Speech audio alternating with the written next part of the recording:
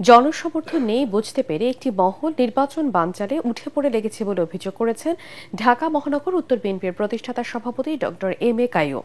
রাজধানীর উত্তর বাড্ডার গুদারা ঘাটে সুবিধা বঞ্চিত মানুষদের সহায়তায় আয়োজিত ফ্রি মেডিকেল ক্যাম্পের উদ্বোধন করতে গিয়ে তিনি কথা বলেন।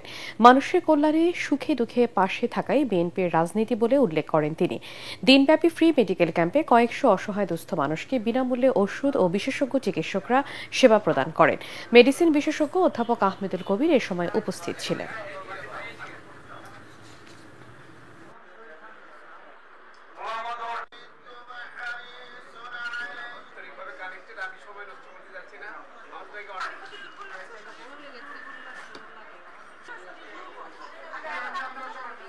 আপনি ভোটের আগে এই সময়টার মধ্যে একটা হানা ভোটের আয়োজন করেন, 400-500 কোটি টাকা খরচ হবে এবং এবং জাতীয় নির্বাচন ফেব্রুয়ারিতে যাতে না করা যায়।